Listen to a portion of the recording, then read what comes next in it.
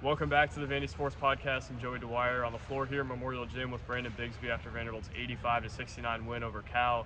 Brandon, a decisive, impressive win for Mark Byington's team and his first win over a Power 5 team as Vanderbilt's head coach. Vanderbilt turns over Cal 20 times.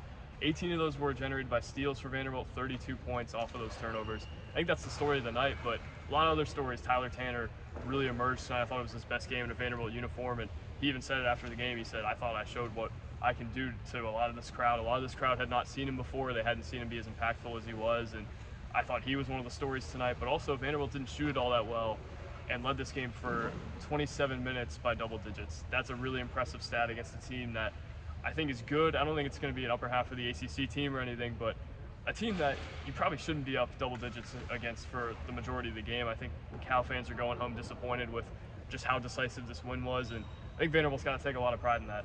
Yeah, I think that going into this game, a lot of people thought that Vanderbilt and Cal were very comparable just because of how new the rosters were, the expectations for both coming into the season, both of them being expected to kind of be in that bottom tier in what is two really good conferences in the SEC and the ACC. And you know, Joey, it's so funny just the difference that 3 days make. I mean, Sunday afternoon, we were both just over there and talking about man, this was a win, but it sure didn't feel like one with just how they looked and the way the game transpired. Now, you look at Wednesday night, and Vanderbilt looked about as impressive as you could have possibly hoped for. I mean, on the defensive end, you mentioned the turnovers, 32 points off of turnovers. They created 20 of them. I think the most impressive part to me is that it wasn't just the fact of Cal shooting themselves in the foot and fumbling the ball out of bounds. Vanderbilt had 18 steals on 20 of those turnovers, so they went out of their way to create that havoc and to create that disruption. I think just the energy level, too, in this game was so much different. I thought that in the first 5 minutes or so against SEMO on Sunday, Vanderbilt came out a little bit lethargic and a little bit sleepy, and I think Mark Byington kind of alluded to that at this press conference. It sounds like he kind of got on his guys a little bit Monday and Tuesday in the film sessions, but you could tell that this team really took that to heart. The energy level really from right out of the gate was pretty much where it needed to be. I mean, the first play of the game was a block and then an and one from Devin McLaughlin right under this rim that we're under here for the podcast. So I think that the energy level was a big thing, and I think that for Vanderbilt to not just win this game over Cal, but the way they do it and the way that they made it happen. We talk about perception often being the reality, and how you win means a lot. The way Vanderbilt won today, I think, is a story even more than them winning against what was a pretty decent power conference opponent in Cal. Sure. The energy was a huge story, Brandon. And I think where you saw that the most was the defensive end. Vanderbilt was far and away the best they've been all year defensively. You look at the turnovers, you look at the way they attacked. I think that was a big story as well. Just they really got out and pressured Cal with the ball screens. Mark Byington said that they identified Cal as a one-ball handler team, and man, they made him pay for having that designation, right? They turned him over time and time again, and they scored just about every time they turned him over. Tyler Tanner got out on the break, and he was really playing hard. Grant Huffman played really hard. AJ Hogarth played really hard. Vanderbilt does not have a weak link defensively. I think that's what we learned tonight. I don't think they have a guy that you can necessarily pick on. Maybe you can pick on Jason Edwards if you've got Mark Sears going against him. But a team like Cal, who is kind of balanced, who doesn't have a ton of guys who are going to kill you, I think Vanderbilt is really capable of guarding. And I think especially against a one-ball handler team where they can really put some pressure on an individual guy, they could really wreak some havoc. And we weren't talking about that a few days ago because I think their defense had some really poor miscommunications. I think engagement was a question at times, but you knew deep down that there were a lot of really good individual defenders. I think tonight you saw the start of it maybe coming together a little bit. Yeah, and I mean, we talked about it really all offseason, Joey. The defense is going to take some time to come together, and I think that we all kind of knew that after that first media availability, after the first practice, where Mark Byington was very honest and said, we didn't really work on defense much over the summer. And they were really just starting to kind of get going. It's a new team with a lot of new guys. They've had two players that have played together before, and Tyler Nickel and MJ Collins. And that was a totally different system at Virginia Tech than what they've had here at Vanderbilt. But I think that we're just seeing glimpses of what this team can be. I don't think anyone ever thought that Vanderbilt was just a group of bad defenders. They have guys that can match up and defend pretty well one-on-one. It's just the communication and being able to kind of figure out which guys gel together well defensively. I think Mark Byington is starting to kind of learn and figure out what that looks like, and I think this team is starting to figure out what they need to do to succeed defensively, not just individually, but together as well. And Mark Byington even said himself, he doesn't know what this team is going to be yet. They don't know what this team is going to be yet, but they're figuring it out more and more. And I think that we learned a lot about what this team maybe not is exactly, what they can be a month or two down the line, especially with SEC play coming up in January. I think this was a big, big step to see, okay, Vanderbilt has that capability to be a very good defensive team. It's in them. Yeah, and I think something that really supports that claim too is the way they block shots. Yeah. We did not think of this team as a team that was a shot blocking team. Mark Byington, I think, said in the preseason, we don't have a shot blocker, especially about Kajani Wright in the lineup. Devin McLaughlin blocked a shot tonight. AJ Hogard, I don't know if he got credited with a block, but essentially ripped it out of one of their guards' hands when he went up. Tyler Nickel had a block, I think. So you look at it and say, man, they don't have a Dikembe Mutombo, but they've got a lot of good positional size. I guess if you consider everyone a point guard, everybody's well-sized, but genuinely, Tyler Nickel's a really well-sized three. Chris Magnon, I think, is a really athletic guy with good positional size. AJ Hogard has good positional size. So does Grant Huffman. They've got a lot of guys who can block shots, right? And I don't know that they're going to be anywhere near the upper half. They might be the last team in the league, but just seeing a little bit of rim protection, not against the SEMO, not against Maryland Eastern Shore, but against Cal, a Power 5 team with some real bodies, I think you see that there is some capability there, and we knew that they were going to be better on the perimeter than on the interior.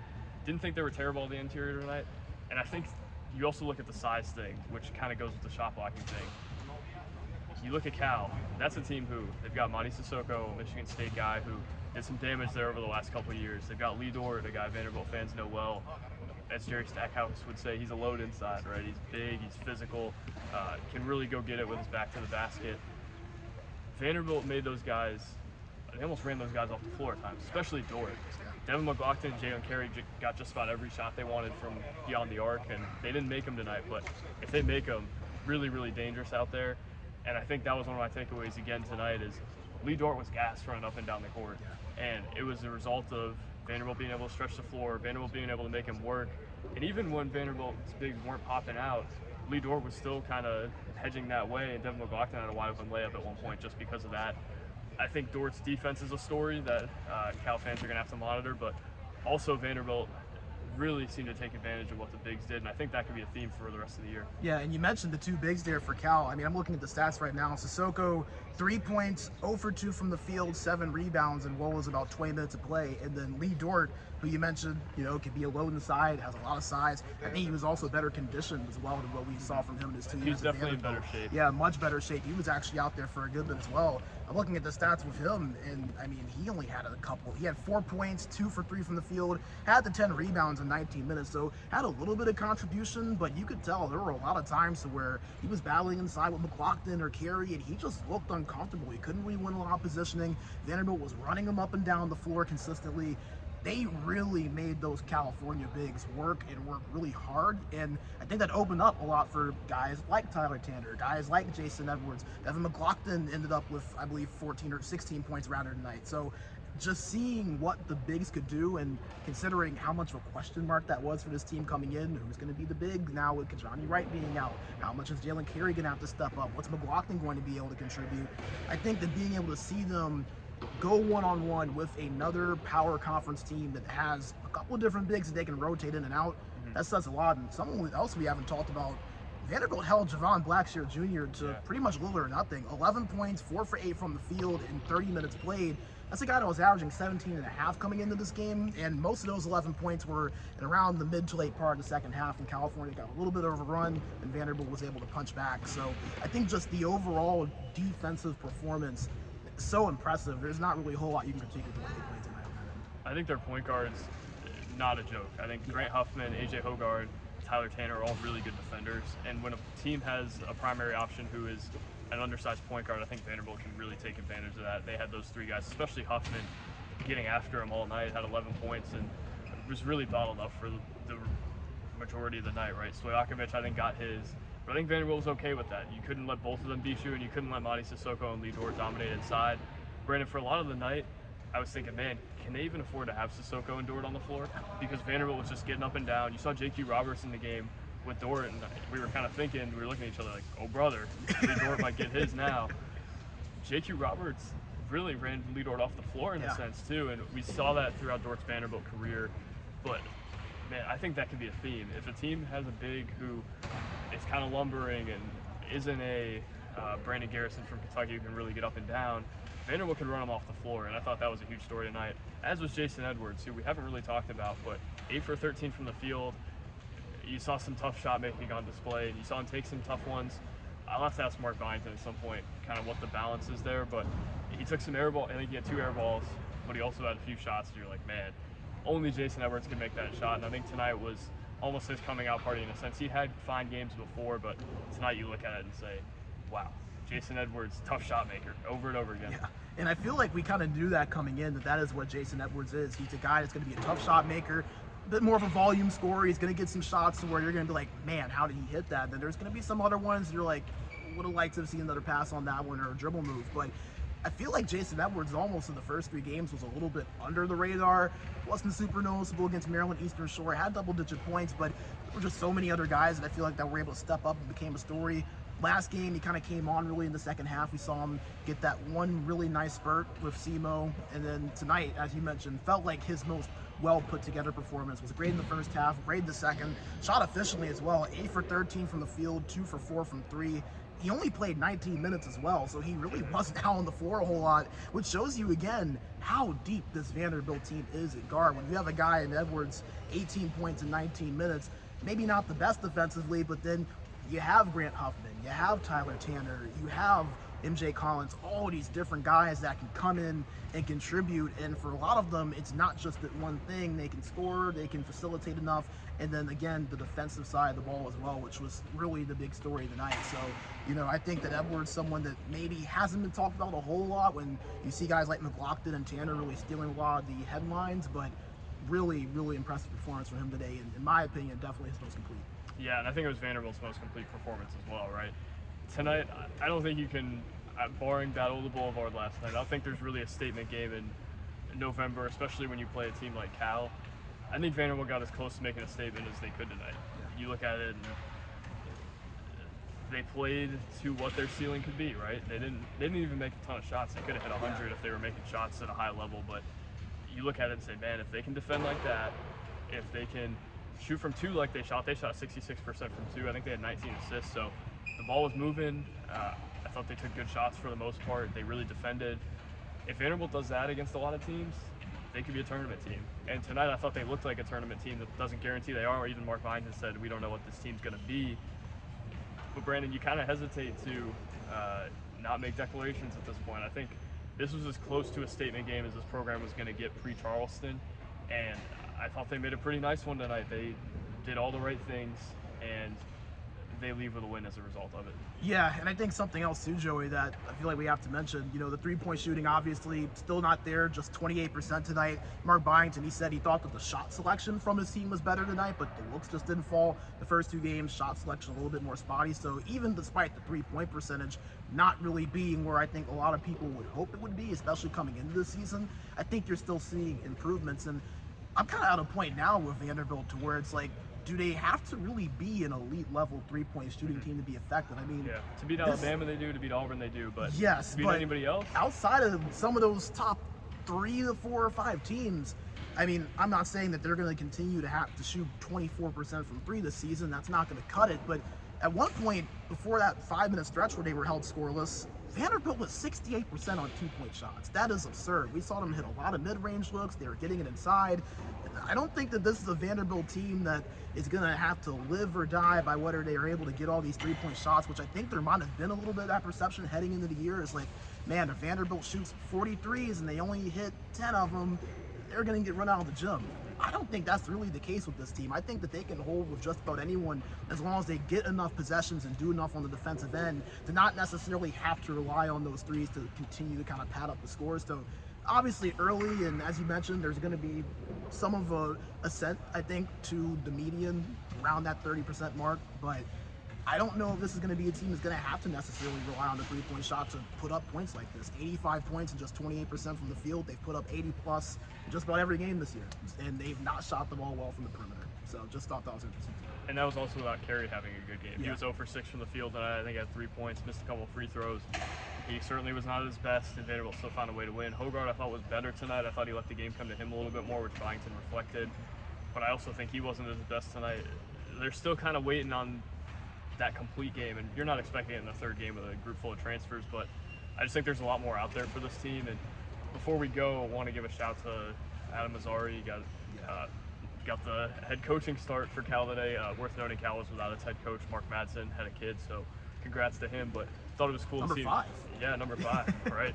Got the starting lineup Yeah, now. he does have the start. I wonder if this is his point guard or They're all point guards. They might all be point guards. They're all point guards. But I do think it was cool to see Maz back tonight. And although Lidor got booed every time he touched the ball, it was interesting to see him back as well. But good for Maz to be back and to be in that role when he was here. I think he was a guy who was big to the ascent of this program, the ascent that it did have under Stackhouse. Obviously, it had a poor ending, but you saw throughout the second and third and fourth year a little bit of an ascent, and I thought Maz was a big catalyst in that. When he left, I think there was a big play architect role that was left, and I think Maz actually had a really good quote about Tyler Tanner that he told us that'll go out probably tomorrow in a story I'll write. But before we get out of here, I want to talk about Tyler Tanner again.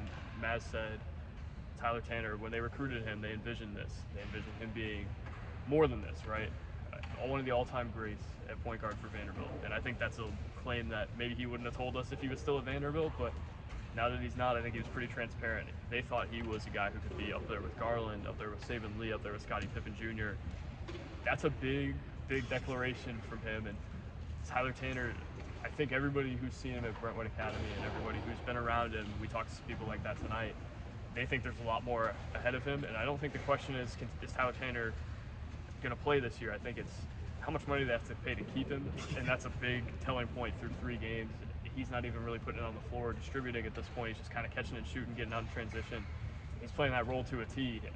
You got to think there's a lot more out there for him tonight. We mentioned him being a story, but he could legitimately be one of the focal points of this program's future, and I think tonight that was on display, and Maz's comments, I think, really backed that up as well. Yeah, and I think that the thing that impresses you so much about Tyler Tanner is, and you have to remember, this is just game 3 of his college career. He comes in after being the guy at Brentwood Academy, so much so to where, I mean, we even heard Mark Byington kind of say over the summer, I don't think he was really playing all out on defense because they couldn't afford to lose him. If he fouls out, he plays aggressively. That whole thing over there breaks down. So you go from being the guy at your school to being a freshman with a completely new environment, totally new players, roster is completely upshifted, and he's just coming in and playing his role. I think a lot of times you can see out of freshmen, they're trying to make an impact, they're trying to force some things, they're trying to make their stamp and kind of force that. Tyler Tanner, I mean, he's taking his chances, he's being aggressive and having his impact felt, but he's not forcing it, he's doing it within the game.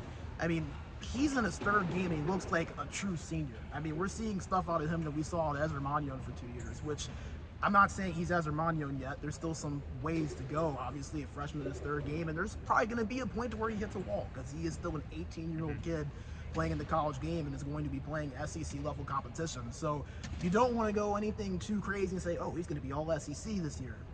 But when you just look at the future of this program, I don't think you can even say that without thinking about Tyler Tanner at this point. I mean, Joey, he's making a case to be a starter at this point. I mean, double figures. He's got 3 steals in each of his games. He's yet to turn the ball over. He's looked absolutely comfortable and might be Vanderbilt's 2nd or 3rd best player behind McLaughlin and maybe Edwards. You could maybe even say him and Edwards is close so far. So, you know, obviously you don't want to go too far, but Tyler Tanner has been one of these storylines, I think, so far for Vanderbilt through 3 games. And I think that a lot of Commodore fans can be really excited to what he can bring on Weston, especially as a local kid that grew up watching this program here. That's a big part of that, too, that I feel like nowadays you don't see too often in the college game. Yeah, Tyler Tanner's a package, man. You can put it on the floor, he's composed. You mentioned he hasn't turned it over. He can shoot it, he can get his own shot. He can pass, and, man, can he defend. I think Tyler Tanner, a big, big takeaway from tonight, and one that you look at with optimism. But I think coming out tonight, you've got to have a lot of optimism. Vanderbilt goes and beats a Power 5 team decisively, and that is a real indicator that Mark Byington might have something here. He's got some proof of concept now, and it's not the end-all be-all, but I don't think you leave tonight with anything negative in your mind. They didn't shoot it super well. That's something. Maybe the turnover stat was a little fluky, but granted, they beat a Power 5 team by 16 points in the third game with an entirely new roster of transfers, and it wasn't the turnovers weren't unforced either. So a lot to like out of Vanderbilt tonight, a lot to like out of Tyler Tanner, Devin McLaughlin, a lot to like. Not as big of a game on Saturday, Jackson State, but next week Charleston's a big test for them, and it looks like they're ready for it, Brandon. So from Memorial Gym, I'm Joey Dwyer, he's Brandon Bigsby. We'll be back on Saturday to talk after Jackson State, but this was the big win that Mark Byington needed before Charleston. He got it, and he got it decisively, and shows you Vanderbilt's got a high ceiling. It shows you Vanderbilt may have something as well. So thank you guys for watching. God bless, and I'll be back Saturday with maybe Brandon, maybe Billy, maybe somebody. We'll have a post-game show of some sort against Jackson State. But got a deep rotation at Vandy Sports. We do have it. We could go what, 4 or 5 deep? We could go 4 or 5 deep. So bring Elena on. We could. So thank you guys for watching. God bless, and we'll be back on Saturday, and we'll have some football coverage too as well. So thank you guys for watching again. Talk to you later.